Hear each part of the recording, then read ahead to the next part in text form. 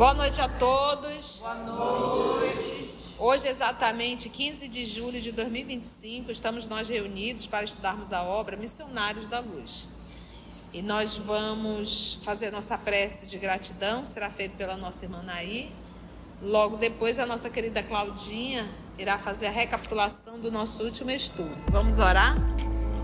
Obrigada, Senhor Jesus, por mais uma vez estarmos reunidos aqui nessa casa bendita, em Teu nome. E te pedimos permissão para dar início aos estudos e que os amigos espirituais abram o nosso entendimento para que nós consigamos aproveitar ao máximo das lições que André Luiz vem nos trazer, para que possamos, a cada dia mais, começar a vivenciar todos esses ensinamentos que nos são passados, para que caminhamos, Senhor, a cada vez mais na Tua direção. E fica conosco, Senhor, hoje e sempre. Que assim seja. Obrigada, Naí. Conta, Claudinha, pra gente. Então, Só lembrando que a semana passada nós não tivemos gravação, tá? Então não fiquem desesperados aí procurando estudo, não houve, tá? Quem acompanha em casa. Então não houve a reunião do dia 8, tá bom? Retomamos hoje, dia 15. Bora lá? Então, nós retomamos no momento em que a equipe chega naquela região, né? O grupo chega naquele ambiente que é uma catedral, né?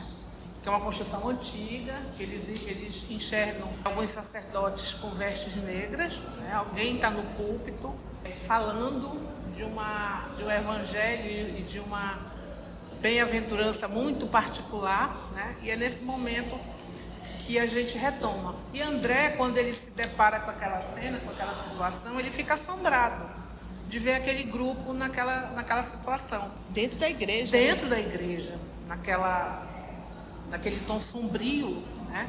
Falando de um evangelho muito particular. E ele fica assombrado, né? E aí Alexandre percebe, né? E esclarece, diz a eles, olha, as tendências peculiares de cada um de nós, elas nos acompanham no além-túmulo. Cada irmão, aquilo que viveu, ou que acreditou, ou que perseguiu durante o tempo na Terra, segue no plano espiritual quando da transição da morte física, né? Ou seja, nós continuamos a ser o que nós éramos no plano terrestre. Nós levamos essas tendências, né? E ele diz que, como acontece com as diversas congregações, aqueles irmãos mais inteligentes, ou mais sagazes, ou mais astutos, eles dominam os demais, eles fazem o controle dos demais. Aí André questiona, sempre muito curioso, né? Questiona por que criaturas com tanto conhecimento, que tiveram a oportunidade de conhecer a palavra, de conhecer o evangelho, conhecer a verdade, se entregaram a prática do mal, né? Ele não entende isso. E Alexandre explica que muitos agem de forma inconsciente.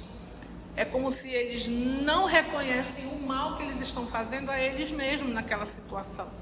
E André questiona, né, mais uma vez, por que esses irmãos já desencarnados, ou seja, já enxergam uma nova realidade, estão cientes dessa condição de uma vida após a morte, por que eles não se rendem à lei do bem, sabendo que eles estão numa outra condição, né? E o Alexandre, ele esclarece que depois de milênios, né, depois da vinda do Cristo, depois dos ensinamentos de Jesus, todos tendo tido acesso a tudo que diz respeito ao Mestre, com o seu sacrifício, né, esses seguidores, ao longo dos séculos, eles se envolveram nas chamadas guerras santas, tinham todo o conhecimento, mas utilizaram isso nas guerras santas, matando em nome de Jesus, constituíram os tribunais de inquisição, onde torturaram, mataram milhares de irmãos. E ele recorda que a morte física, ela não modifica o íntimo da alma de cada um. Ele usa uma expressão que não existe um céu automático. O fato de eu desencarnar não me torna um ser melhor do que eu fui quando eu estava encarnado. E André pergunta de novo, como é que vivem essas criaturas? Se tem algum tipo de organização, há uma situação especial, como é que elas se organizam nesse novo momento? E o Alexandre, ele esclarece que esses irmãos, eles vivem numa condição parasitária, né? Eles são parasitas. E eles se aproveitam da atmosfera psíquica dos lares que têm simpatia, que coadunam com aquilo que eles professam, com aquilo que eles acreditam, que os acolhem, né? E ele alerta, né, que André estava assombrado, estava assustado com o que ele estava vendo, mas Alexandre alerta que existem zonas ainda muito mais inferiores do que ele estava vendo ali. Ele diz que grande número de zonas inferiores e muitos gênios da perversidade habitam essas zonas inferiores, que aquilo que ele estava vendo ainda não era uma perversidade maior. Ele diz que ali, ele entendia, Alexandre falando, que era uma assembleia de sofredores, de desesperados, de desorientados. E ele diz que André ainda não conhecia o antro do mal na sua verdadeira significação. E aquilo não era ainda o antro do mal personificado. E no estudo de hoje nós vamos ver a continuação dessa conversa entre Alexandre e André e vamos acompanhar o início do trabalho junto a Marinho. Vamos lá. Obrigada, Claudinha. Muito legal. E aí eu peço a ajuda do Paulo e do Marcos e do nosso irmão Augusto. Ninguém faz nada sozinho. Bora trabalhar. Vamos lá. E em um gesto expressivo, acentuou o senhor Alexandre: não vivemos em paz com esses focos de maldade organizada. Compete-nos lutar contra eles até a vitória completa do bem. Então, lutar contra eles quem? O mal. O mal, lutar contra o mal. Então, ele diz: não vivemos em paz com esses focos de maldades organizada. Compete-nos lutar contra eles, o mal, até a vitória completa do bem, né? Então, não é destruir o homem, mas destruir o mal. Como diz o nosso Senhor Jesus, o Senhor não quer a morte do pecador, mas do pecado, né? Que é o mal. Mais uma vez, senti a extensão e a magnitude dos serviços que aguardam os leais servidores de Jesus, depois da morte do corpo físico. Escutava com interesse a engenhosa pregação do dirigente desencarnado, que é o senhor Alexandre, quando o novo cooperador que nos acompanhava fez no ligeiro sinal e a alguma distância, interessado em não se imiscuir da multidão, né, em não se misturar-se com a multidão, por causa da sua condição de visibilidade aos circunstantes, sinal esse a que Alexandre atendeu imediatamente, seguido pela genitora aflita e por mim. O companheiro localizara Marinho e chamava-nos ao trabalho. Em recanto escuro de uma das velhas dependências do templo, que é da igreja, mantinha-se a pobre entidade em meditação. A mãe carinhosa aproximou-se, porque lembra que tudo isso começou a pedido da mãe, e lembra que ele tinha uma predisposição para ser sacerdote? Não, espiritualista sim, mas sacerdote não. Foi a mãe que deu uma forçada, por isso é que ela se sente responsável. E ela já está sofrendo com esse filho há quanto tempo? 10 anos. 10 anos. Exatamente. Aproximou-se, afagou-lhe a fronte. Todavia, o filho infortunado, como acontece a maioria dos homens terrestres em face da influência das almas superiores, apenas sentiu uma vaga alegria no coração. Ou seja, ela está desencarnada? Está. Ele está desencarnado? Está. Mas ele consegue enxergá-la? Avistou, porém, o nosso novo amigo, com o qual estabeleceu interessante diálogo. Logo após receber-lhe afetuosa saudação, perguntou o Marinho surpreso. Então, tem esse outro trabalhador que o Marinho conseguiu enxergar, mas a mãe ele não consegue enxergar. Foi também padre?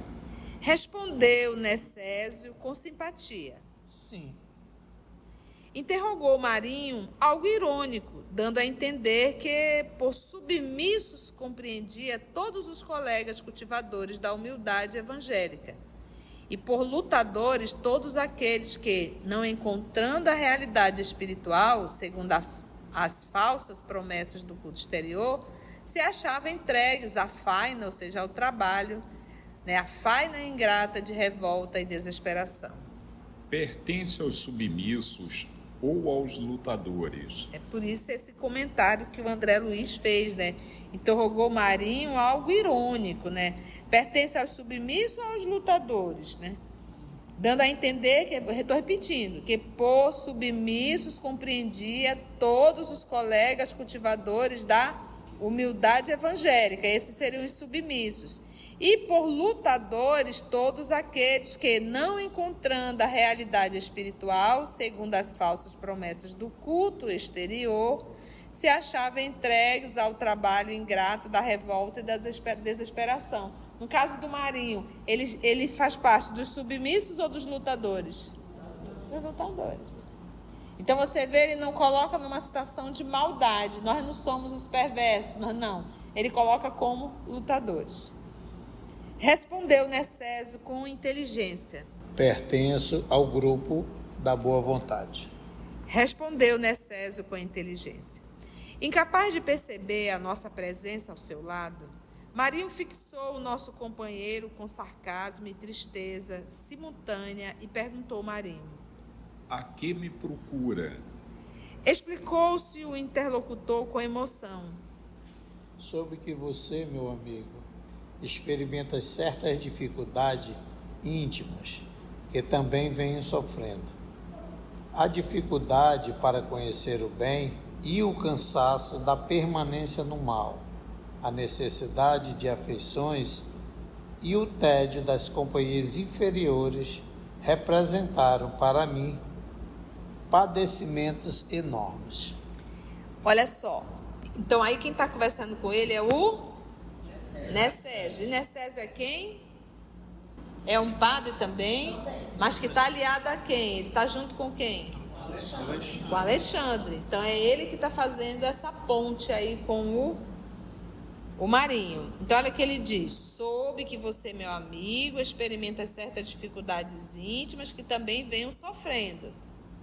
A dificuldade para conhecer o bem e o cansaço da permanência do mal. Porque o que a mãe falou? Que ele já tinha aí um movimento íntimo, ele já estava cansado da vida que ele estava levando. Então, o Necésio, ele não está mentindo. Ele diz: olha, soube que você, meu amigo, experimenta certas dificuldades íntimas que também venham sofrendo. A dificuldade para conhecer o bem e o cansaço da permanência no mal. A necessidade de afeições, né, o amor, e o tédio das companhias de ordem inferior. Enquanto o sacerdote triste mudava de expressão fisionômica, que é o Marinho, Necésio continuava. É bem amargo reconhecer a impossibilidade de vivermos sem esperança, conservando ao mesmo tempo o desencanto de viver. Exclamou o interlocutor, comovido com a observação. Oh, sim, é verdade. E por que não trabalharmos contra isso? Interrogou o Marinho com inflexão dolorosa. Mas como? Prometeram-nos na terra um céu aberto aos nossos títulos, e a morte nos revelou situações francamente opostas. Não ministrávamos nós os sacramentos? Não fomos revestidos do poder? Confiaram-nos dominações e impuseram-nos aqui humilhações angustiosas. Para quem apelar? Insubordinar-se agora é um dever. Então, olha a ideia dele, do Marinho. O que ele esperava no céu? Olha só como é. Prometeram-nos na terra um céu aberto aos nossos títulos. Que é aquela ideia de que, pelo fato de você ter um título religioso, isso já garante o céu no mundo espiritual. E não é assim. Eu posso estar aqui palestrando segunda, terça, quarta, quinta, sexta, sábado, domingo, todos os dias. Ser chamada de dirigente, de palestrante, de coordenadora, tudo isso são coisas externas. nada disso vai valer se isso não fizer parte da minha vida. Vamos pegar vocês, por exemplo, que estão editando, né? As meninas que editam, os meninos, elas estão ali com o estudo no pé do ouvido. Volta, repete. Então, tu imagina isso na tua consciência. Isso aqui constantemente. Isso também não vai garantir o reino de Deus, não vai garantir ser recebida com aplauso no mundo espiritual. O que vai fazer diferença na nossa recepção no mundo espiritual é o que a gente vive.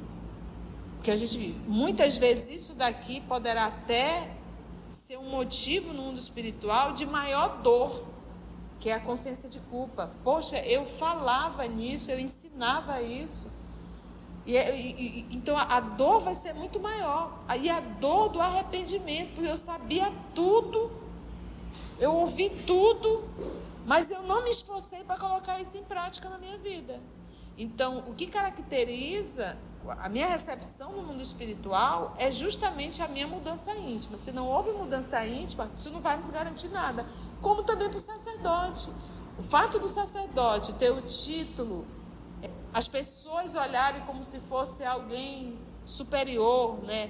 Ter o ato de ver as pessoas beijarem ali o seu anel, dele ter o, abre aspas, o pseudo-poder de abençoar as pessoas, porque a gente pode também, a gente tem um pseudo-poder do passe. Você está ali aplicando passe, você está transmitindo energia, então parece até que aquilo está vindo você, mas não está. Então, o que nós temos que entender é que o que nos torna realmente um espírito evoluído é o exercício diário, é o esforço diário. Então, não é estar pregando, não é estar evangelizando, não. É se eu pego tudo isso e me esforço para viver na minha vida, no meu cotidiano. E essa era a ideia dele. Olha. Não ministrávamos nós os sacramentos? Não fomos revestidos de poder? Então ele se questionou. Poxa, mas eu era um sacerdote, eu tinha poder. Logo eu tinha que ter um céu para mim. Então a gente pode dizer, poxa, eu era espírita, eu era palestrante, eu era pregador, eu era seja lá o que for. Fiz tanto trabalho, atendi tanta gente, né? Fiz tanto, pegar a Claudinha agora, fiz tanto diálogo, né, Claudinha? Fiz tanto, e de repente não me vejo nessa situação. Confiaram-nos dominações e impuseram-nos aqui humilhações angustiosas. Então lá a gente tinha todo o séquito de seguidores, todos os rococó que nós realmente direcionamos, e ali para ele aquilo era uma humilhação. E você vê que nós estamos o ser está tão enclausulado ali na sua mesquinhez, que ele não consegue enxergar que realmente, se não está bem acolhido, daí a vaidade e o orgulho, é porque ele tinha um ato externo, mas aquilo não fazia parte do mundo íntimo dele. Aí ele diz, para quem apelar, insubordinar-se agora é um dever, né? No espírito rebelde, como nós, né? Quando que a gente percebe muito isso aqui na Terra? Quando acontece alguma coisa que não é o que a gente quer. Aí a gente acha que Deus nos abandonou, né? Notei que o nosso colaborador se prontificava a responder com argumentação sólida, de essência evangelizante, falando-lhe da vaidades terrestres, porque lembra que esse movimento dele é movimento de quê? De vaidade, achar que ele merecia ser recebido assim com todas as honras, e das interpretações arbitrárias do homem, no campo das leis divinas, leis ali com L maiúsculo, né? Mas antes que Necésio pudesse imprimir à conversação qualquer sinal de contenda, né, porque ele passa a ser uma contenda, ele começa a refutar, né, Alexandre advertiu bondosamente. Não discuta. Pronto, é bem a voz do Augusto, não discuta. Né? Ninguém vai discutir, Augusto. E é exatamente isso. A gente já lembra aqui quando o Saulo de Tarso foi visitar Estevão, né, aí na igreja da Igreja do Caminho, a Casa do Caminho, em que Saulo convidou mesmo, ou na verdade obrigou Estevão à discussão, né? E Estevão diz, Jesus nos ensina a fugir das contendas. E é isso que a gente tem que entender no nosso dia a dia. Então, se de repente o Marcos me faz uma pergunta, eu respondo para ele, a nível espírita. Se ele começa a rebater, eu já calo a boca. Porque Jesus nos ensina a não entrar em contenda. Então, uma coisa é a pessoa querer ter uma informação, outra coisa é a pessoa querer discutir. Não há o que discutir, não tem o que discutir. Né? Eu não tenho que convencê-lo e ele também não tem que me convencê-lo. Então, a gente já para por ali mesmo. Não tem que discutir, a gente tem que... Porque ir para uma contenda é um movimento de orgulho e vaidade. Porque ir para uma contenda a última fala tem que ser a minha e não a sua. Então você vai para a discussão. Entendeu? Não discuta. Quando ele ia, o Alexandre disse: não discuta. O interpelado modificou a disposição e considerou com afabilidade. Porque a única pessoa que o Marinho está vendo é quem? O Necésio. Não está vendo o Alexandre, não está vendo o André Luiz, não está vendo a mãe dele, não está vendo ninguém. Ele só consegue ver o Necésio. O interpelado, então, modificou a disposição e considerou com afabilidade, porque ele já ia refutar, já ia para a discussão, ele mudou totalmente. Sim, meu amigo. Cada consciência tem suas lutas e problemas próprios. Não venho disputar a sua renovação compulsória, incumbida por alguns amigos que se interessam pela sua felicidade em planos mais altos. Venho convidá-lo para uma reunião. Então essa foi a fala de quem? Do Necésio, porque é ele que está sendo o médio, vamos dizer assim, é ele que está intermediando Alexandre, porque ele é o intermédio, tanto é que Alexandre nessa hora disse, não discuta, né? Então ele está sendo o médio ali naquele momento, ele está intermediando o trabalho do senhor Alexandre com o Marinho, né? O Marinho é o sacerdote que está ali relutando e relutante em permanecer fazendo mal, mas só que ele já anda meio triste, né? Cansado, né? Porque o mal cansa. Chega uma hora que o mal cansa. Desejarão, acaso, modificar o meu rumo, como já tentaram? Perguntou Marinho curioso, porque ele disse assim, olha, primeiro ele explicou, meu amigo, cada consciência tem suas lutas e problemas próprios, tá? Não venho disputar sua renovação compulsória, ou seja, eu não estou aqui para te obrigar a fazer uma renovação, não é isso. Disputar, né? Eu estou incumbido por alguns amigos que se interessam pela sua felicidade, em plano mais alto, venho convidá-lo para uma reunião. Aí ele diz, desejarão acaso modificar o meu rumo, como já tentaram?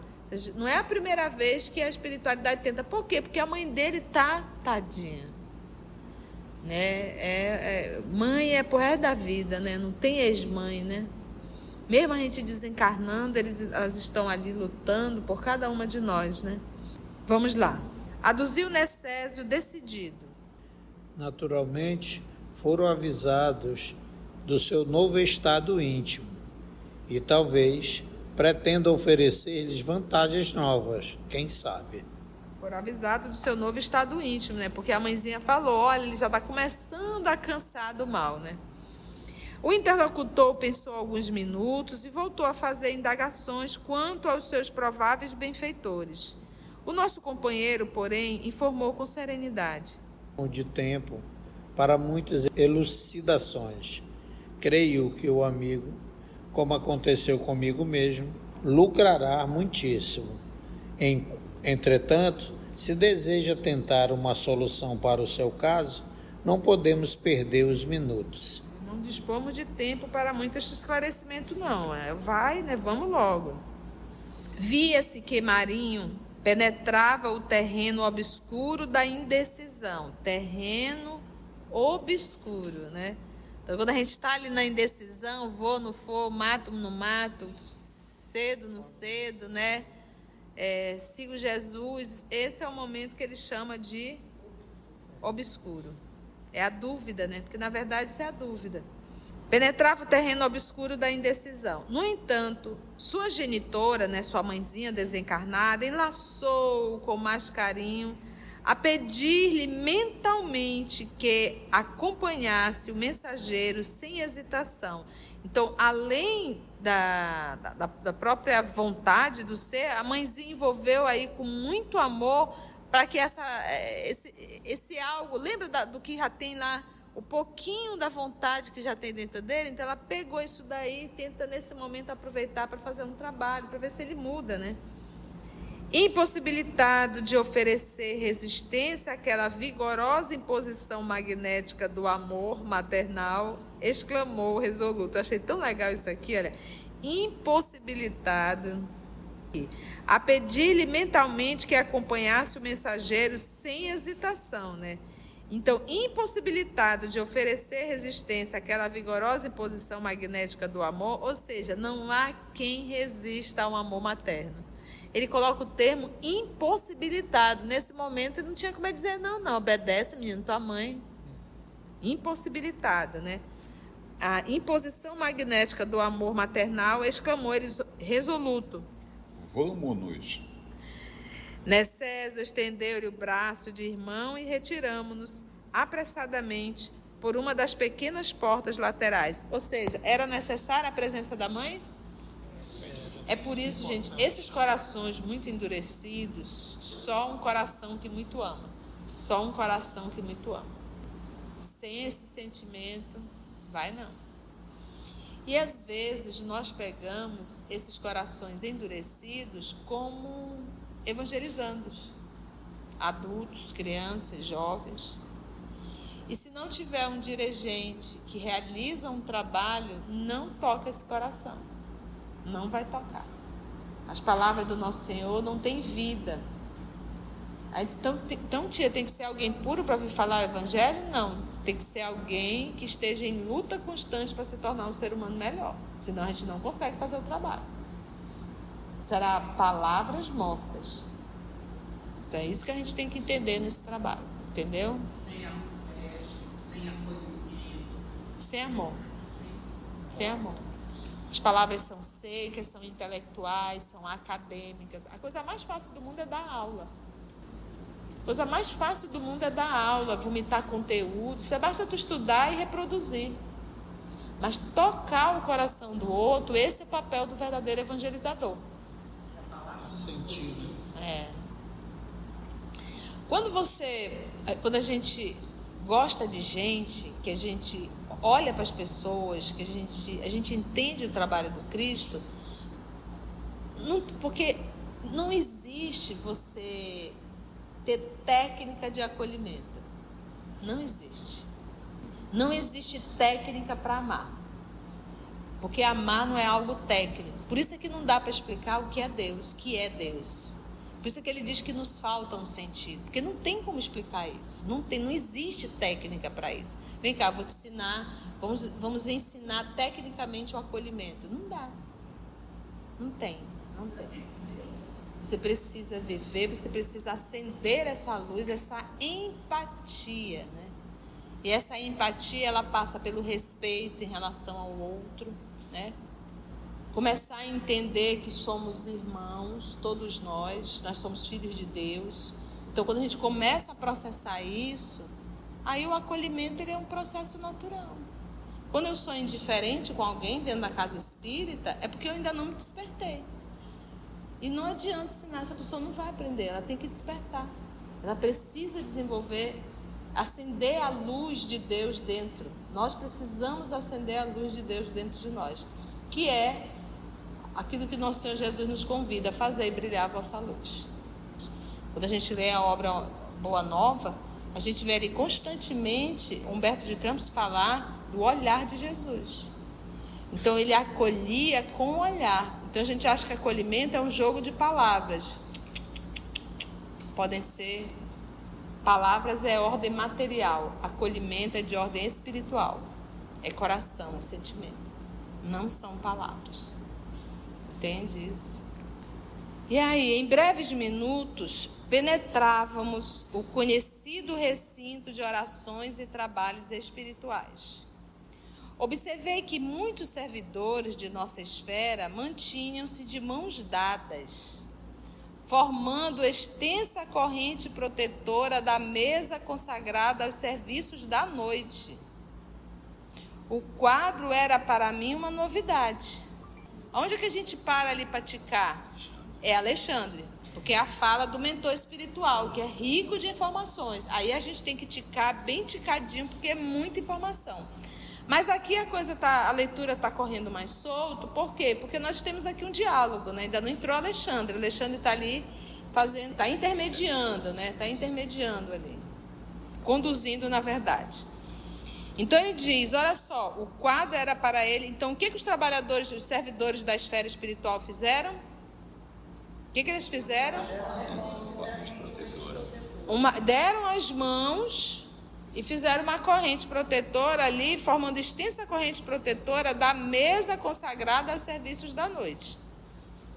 E ele disse que o quadro para ele era uma novidade. Alexandre, porém, explicou-me discreto. Trata-se da cadeia magnética necessária à eficiência de nossa tarefa de doutrinação. Sem essa rede de forças positivas, que opera a vigilância indispensável, não teríamos elementos para conter as entidades perversas e recalcitrantes. Necessária a eficiência de nossa tarefa de doutrinação, de diálogo, né? Nós espíritas, às vezes somos bem infantis. Nós achamos que o fato de termos... Aí é exatamente o sacerdote. O fato de nós termos o título e o fato de nós estarmos dentro da casa espírita, que isso é o suficiente para a proteção em relação à ação de espíritos perversos. Não é. Se a casa tem um título espírita, mas ela não tem um movimento cristão, não tem como ela ter proteção. O que nos protege do mal é o bem moral que fazemos, o bem moral. Porque às vezes a gente pode dar sopa, a gente pode dar roupa, a gente pode fazer uma série de coisas, mas isso não nos torna seres amorosos. Porque às vezes a gente está servindo sopa e está brigando entre os trabalhadores. Está distribuindo roupa e está brigando. Então não é um trabalho do Cristo. Meus discípulos serão reconhecidos, meus alunos. Discípulo é aluno, tá? Os meus discípulos serão reconhecidos por muitos se amarem. Então, se não houver essa harmonia entre os trabalhadores, o que os espíritos superiores vão fazer ali, gente? Perder tempo? Porque a gente não dá conta de ouvir a intuição deles. Então, o que garante o amparo, ou seja, a presença dos espíritos bons, é a bondade autêntica que vive no coração dos trabalhadores. Então, sem essa rede de forças positivas que opera, então, trata-se da cadeia magnética necessária à eficiência de nossa tarefa de doutrinação. Sem essa rede de forças positivas que opera a vigilância indispensável, não teríamos elementos para conter as entidades perversas e recalcitrantes, né, que perseveram em fazer o mal.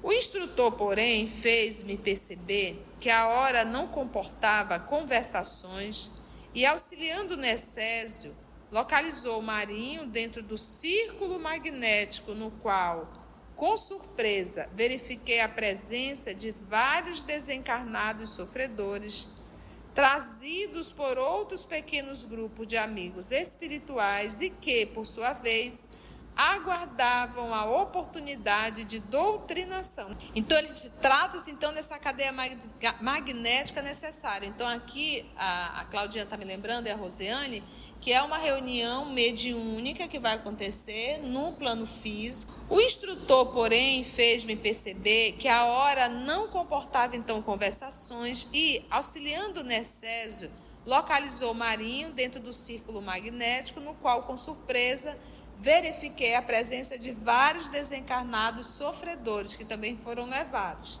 trazido por outros pequenos grupos de amigos espirituais e que, por sua vez, aguardavam a oportunidade de doutrinação.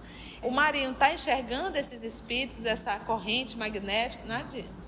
Sentindo agora o ambiente em que se achava, Marinho quis recuar, mas não pôde. Agora ele percebeu o ambiente que ele estava. A fronteira vibratória estabelecida pelos nossos colaboradores, a reduzida distância da mesa de fraternidade, impedia-lhe a fuga. É por isso que é muito comum nas reuniões mediúnicas o espírito dizer assim: eu não quero estar aqui, vocês me obrigaram, quem me trouxe para cá? Né?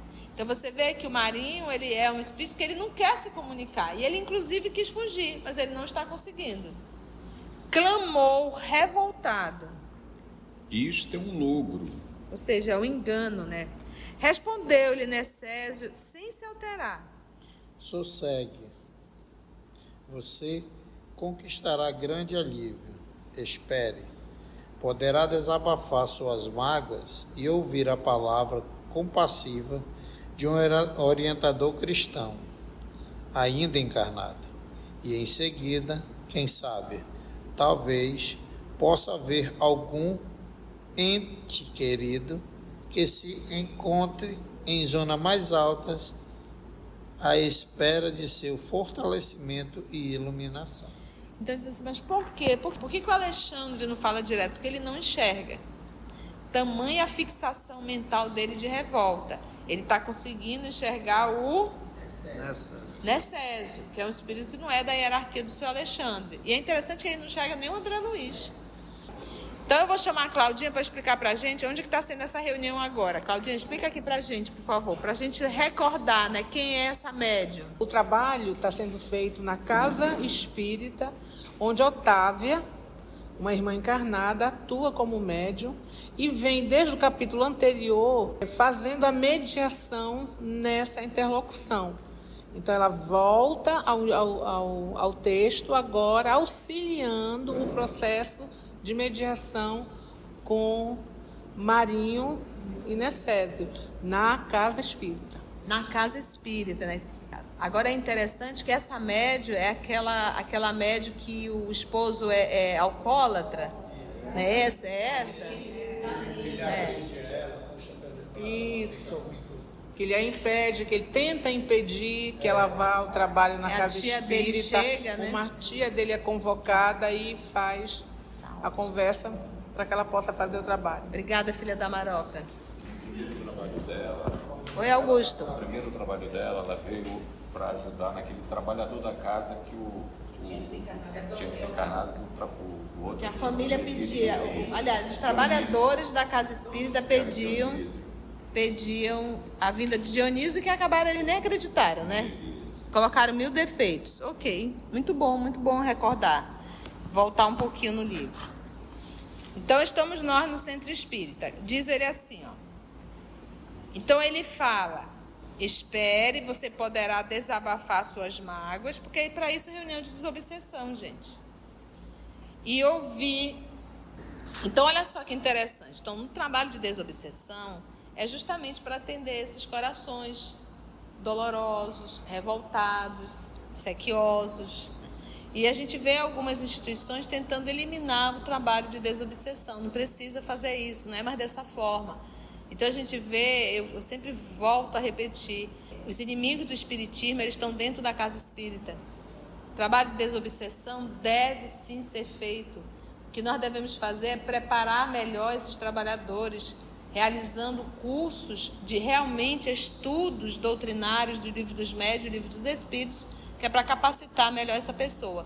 E você não vai capacitar um trabalhador desse com um cursinho de 6 meses. Isso é para brincar, não é absoluto. Esse é um curso que ele inicia no Livro dos Espíritos e finaliza. Ah, mas então demora muito. Se você é um trabalhador apressado, você é um trabalhador que vai trazer transtorno e problema para a atividade. É preferível que você não dê continuidade realmente. Você vai dar trabalho. Quem quer verdadeiramente servir ao Cristo, quem quer verdadeiramente fazer um trabalho, não tem pressa e se qualifica para poder fazer o trabalho. Tá? Então, imediatismo é sinônimo de acidente na frente. Então ele diz, poderá desabafar suas mágoas e ouvir a palavra compassiva de um orientador cristão, porque ele não consegue ouvir o Marinho, logo é utilizado essas reuniões e Marinho vai estar intuindo o dialogador, não tenha dúvida disso. Ainda é encarnado. E em seguida, quem sabe, talvez por ver algum ente querido que se encontre em zona mais alta à espera de seu fortalecimento e iluminação. Então, às vezes, o dialogador no mundo físico, inspirado pelo um amigo espiritual, consegue, vamos dizer assim, tocar o coração desse espírito, fazer com que ele mude um pouquinho esse seu campo mental e aí ele possa até vir a enxergar a mãe que está ali. né? Isso é um recurso muito utilizado. Bradava o infeliz, gritava o infeliz. Não quero, não quero. Perguntou-lhe o nosso companheiro com inflexão de ternura. Sabe assim a verdade, meu amigo? Poderá adivinhar a procedência do socorro de hoje? Conseguirá lembrar-se de quem me enviou ao seu encontro? Aí ele já está preparando o campo para falar de quem? Da mãe. Da mãe, né? O sacerdote desencarnado fixou nele os olhos, tomados de expressão terrível, mas Necésio, sem perder a calma, falou depois de uma pausa mais longa. Sua mãe. Marinho escondeu o rosto nas mãos e prorrompeu em pranto angustioso. Mãe é uma palavrinha que desmonta. Marinho escondeu o rosto nas mãos e prorrompeu em pranto angustioso. Cenas do próximo capítulo. Vamos parar aí. Tudo bem? Tudo tranquilo? Foi bom, gente? Quantas lições hoje, né? Desde 7 horas da noite no Livro dos Espíritos, agora Missionário da Luz, falando do trabalho, da espiritualidade, tão intenso, sempre. E Deus ajuda seus filhos através do coração de outros filhos. Então, todo mundo tem uma mãe. Ninguém nasce sem mãe. Tem um pai, tem alguém que ama, né? Que é amado. E é esse alguém. Porque a gente pode ser a pior espécie de pessoa que tu possa se imaginar, que o mundo inteiro odeia, mas tem uma mãe que ama. E é esse coração que vai interceder. Tem Deus que ama, Jesus que ama, espíritos nobres que amam, né? E esse coração é aquele que vai fazer, vai movimentar e que vai conseguir tocar o coração dessa criatura. Se você chegou até aqui o final, deixa seu comentário. É muito importante a gente poder ler o teu comentário. Não esqueça de curtir para que possa divulgar a página, dá o seu like, né? E, se possível, faça a sua inscrição no nosso canal e toca o sininho. Porque quando você toca o sininho, o YouTube avisa para você quando o EOS publicar um novo estudo. Então, receba um grande abraço da família EOS Manaus.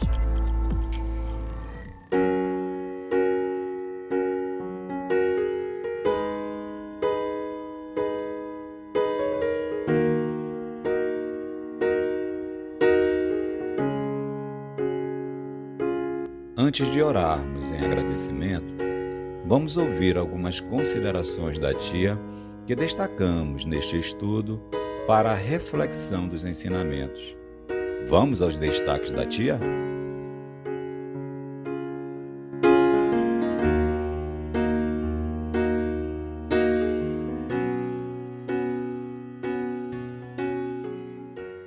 Que é aquela ideia de que pelo fato de você ter um título religioso, isso já garante o céu no mundo espiritual. E não é assim. Então, o que caracteriza a minha recepção no mundo espiritual é justamente a minha mudança íntima. Se não houve mudança íntima, isso não vai nos garantir nada.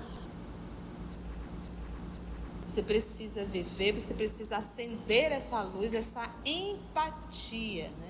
E essa empatia, ela passa pelo respeito em relação ao outro, né? Começar a entender que somos irmãos, todos nós somos filhos de Deus. Então, quando a gente começa a processar isso, aí o acolhimento ele é um processo natural. Quando eu sou indiferente com alguém dentro da casa espírita, é porque eu ainda não me despertei. E não adianta ensinar, essa pessoa não vai aprender, ela tem que despertar. Ela precisa desenvolver, acender a luz de Deus dentro. Nós precisamos acender a luz de Deus dentro de nós, que é aquilo que nosso Senhor Jesus nos convida a fazer, brilhar a vossa luz. Então a gente acha que acolhimento é um jogo de palavras. Podem ser, palavras é ordem material, acolhimento é de ordem espiritual, é coração, é sentimento, não são palavras. O que nos protege do mal é o bem moral que fazemos, o bem moral.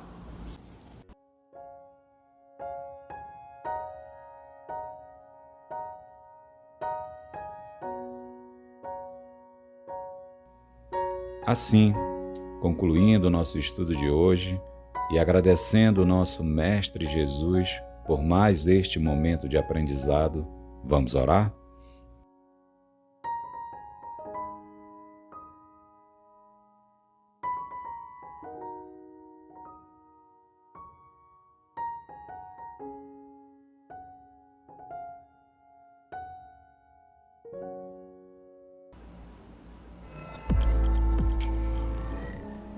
Então vamos desenvolver o nosso irmão Paulo para fazer a prece de gratidão.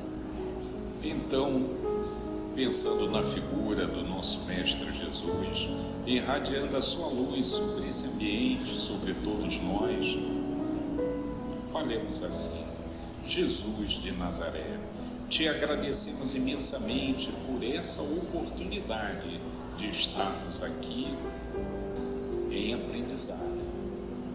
Te agradecemos imensamente pelo quanto fomos auxiliados nessa compreensão. E te pedimos, Senhor Jesus, se por um acaso necessitarmos do vosso auxílio, que possamos ter esse alívio, tal qual o estudo nos revelou aqui de uma forma sublime. Senhor Jesus, que a vossa misericórdia, que o vosso amor se estenda sobre todos nós, inclusive aos nossos irmãos que aqui não puderam comparecer. Te pedimos humildemente que os vossos mensageiros possam nos proteger até os nossos lares e que as energias positivas e maravilhosas possamos repartir com os nossos entes queridos. Senhor Jesus, espiritualidade da casa, espiritualidade desta atividade, te agradecemos imensamente e te pedimos as vossas bênçãos. E assim seja.